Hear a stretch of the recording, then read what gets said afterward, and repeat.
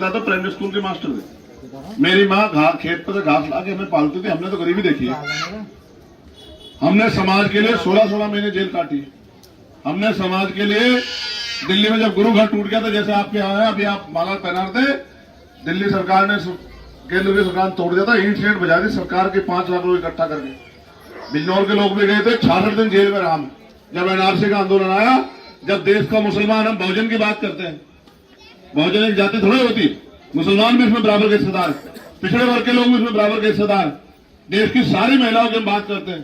तो जब मुसलमान जिनको वोट देते थे वो सारे नेता घर में घुस के बैठ गए, अकेला चंद्रशेखर आजाद खड़ा था जमा मस्जिद पे, जो कह रहा था घबराना मत, चंद्रशेखर आजाद खड़ा है, अकेला मत समझना अपने आप को।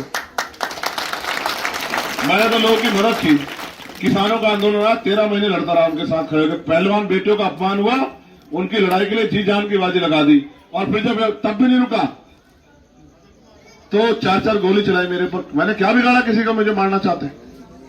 क्या बिगाड़ दिया मैंने किसी का? क्या गरीबों की आवाज उठाना कोई गलत काम है?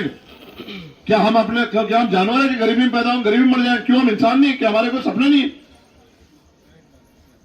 तो इस देश में जो चल रहा है यहाँ पर हम सब देख रहे हैं, और कोई लड़ना नहीं चाहता। आप ये भी जानते हो, सब लोग जानते हैं, कोई लड़ना नहीं चाहता। हर आदमी कोई अपने पैसा बचाने, कोई संपत्ति बचाने, कोई अपने परिवार को आगे बढ़ाने में लगा है। लेकिन हमें दर्द है क्योंकि हमारे महापुरुषों ने जो संघर्ष किया, उनके 4-4 बच्चों की कुर्बानी हम पे कर्ज है। हम उस कर्ज को उतार के छोड़ेंगे, इसलिए हम लड़ रहे हैं। आप ये जानते हो, कोई चीज आपसे छिपी नहीं। मैंने कभी समाज के सम्मान से कोई समझौता नहीं किया, हमेशा प्रयास किया कि समाज का सम्मान ऊंचा रहे। और यहां मैं नगीना पार्लियामेंट लड़ रहा हूं, ये सच है। लेकिन नगीना पार्लियामेंट आप नहीं समझ सकते कि मेरे जैसा आदमी सुख सुविधा की राजनीति कर सकता था। अगर मुझे एमपी बनना होता तो किसी भी दल में आप सुख सुविधा कर लेता, लेकिन महापुरुषों के विचार जिंदा रहे, इसलिए मैं ये आंदोलन चला रहा हूं।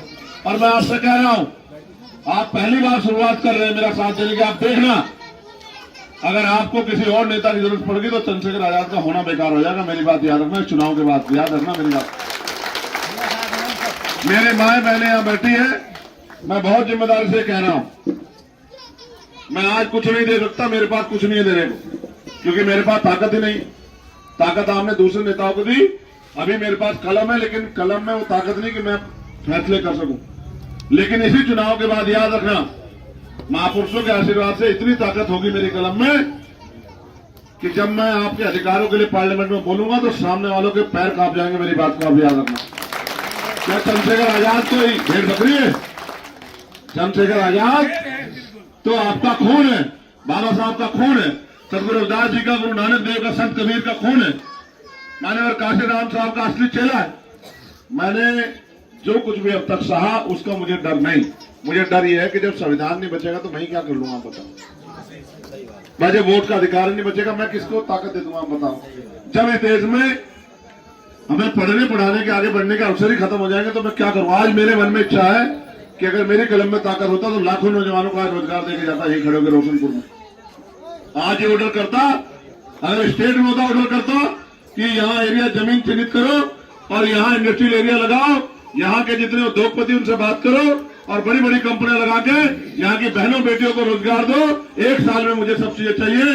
एक कलम पे देखो, ये जमीन और इसकी क्षेत्र की कीमत 4 गुनी बढ़ जाती। मेरे हाथ में ताकत होती तो अभी यहाँ से ऑर्डर करता कि जमीन चेक करो, एक बढ़िया एयरपोर्ट यहाँ बनाओ। मेरे हाथ में ताकत होती तो बढ़िया स्कूल, बढ़िया यूनिवर्सिटी, एम्स जैसा हॉस्पिटल बनाता, लेकिन नहीं है। लेकिन ऐसा थोड़ा कि मेरा वक्त नहीं बदलेगा, बदलेगा।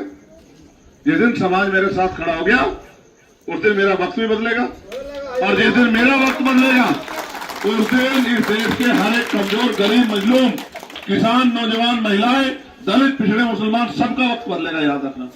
मैं आपसे मदद मांगने आया, बताओ मेरी मदद करोगे नहीं करोगे? दोनों हाथ उठा के बताओ, मदद करोगे नहीं करोगे? मैं आपको भी पूछ रहा हूं, बहुत लंबे समय